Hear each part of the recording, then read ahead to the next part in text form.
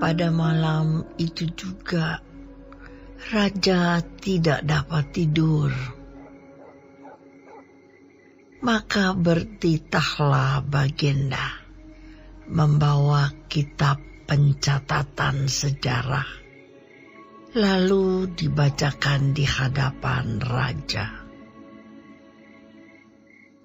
Dan di situ didapati suatu catatan tentang Mordekai yang pernah memberitahukan bahwa Bigtan dan Teres, dua orang sida-sida raja yang termasuk golongan penjaga pintu, telah berikhtiar membunuh Raja Ahasuerus.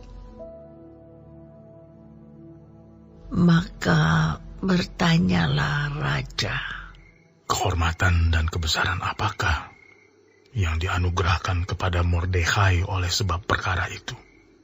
Jawab para biduanda raja yang bertugas pada Baginda. Kepadanya tidak dianugerahkan suatu apapun. Maka bertanyalah raja, siapakah itu yang ada di pelataran? Pada waktu itu, Haman baru datang di pelataran luar istana raja untuk memberitahukan kepada Baginda bahwa ia hendak menyulahkan Mordekai pada tiang yang sudah didirikannya untuk dia. Lalu jawab para biduanda raja kepada Baginda, itulah Haman, ia berdiri di pelataran. Maka titah raja, suruhlah dia masuk. Setelah Haman masuk, bertanyalah raja kepadanya, apakah yang harus dilakukan kepada orang yang raja berkenan menghormatinya? Kata Haman dalam hatinya, kepada siapa lagi raja berkenan menganugerahkan kehormatan lebih dari kepadaku? Oleh karena itu jawab Haman kepada raja, mengenai orang yang raja berkenan menghormatinya, hendaklah diambil pakaian kerajaan yang biasa dipakai oleh raja sendiri. Dan lagi, kuda yang biasa dikendarai oleh raja sendiri, dan yang diberi mahkota kerajaan di kepalanya. Dan hendaklah diserahkan pakaian dan kuda itu ke tangan seorang dari antara para pembesar raja. Orang-orang bangsawan. Lalu hendaklah pakaian itu dikenakan kepada orang yang raja berkenan menghormatinya. Kemudian hendaklah ia diarak dengan mengendarai kuda itu melalui lapangan kota, sedang orang berseru-seru di depannya. Beginilah dilakukan kepada orang yang raja berkenan menghormatinya. Maka titah raja kepada Haman, segera ambillah pakaian dan kuda itu seperti yang kau katakan itu. Dan lakukanlah demikian kepada Mordekai, orang Yahudi yang duduk di pintu gerbang istana. Sepatah kata pun janganlah kau lalaikan daripada segala yang kau katakan itu. Lalu Haman mengambil pakaian dan kuda itu, dan dikenakannya pakaian itu kepada Mordekai. Kemudian diaraknya Mordekai melalui lapangan kota itu, sedang ia menyerukan di depannya, beginilah dilakukan kepada orang yang raja berkenan menghormatinya. Kemudian kembalilah Mordekai ke pintu gerbang istana raja.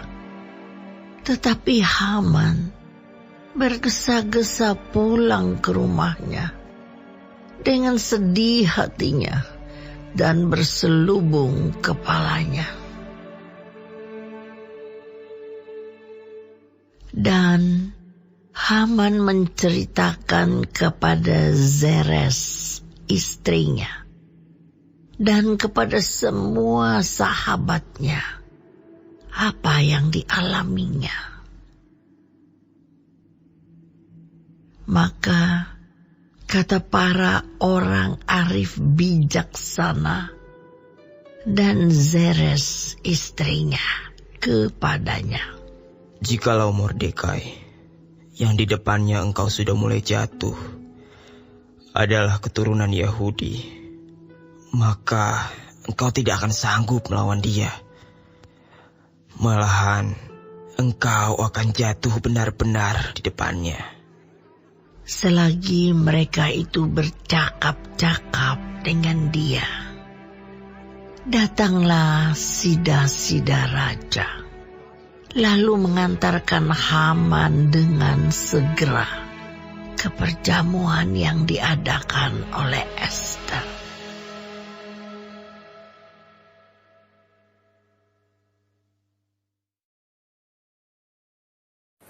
Shalom saudara-saudaraku yang kekasih di dalam Tuhan Yesus.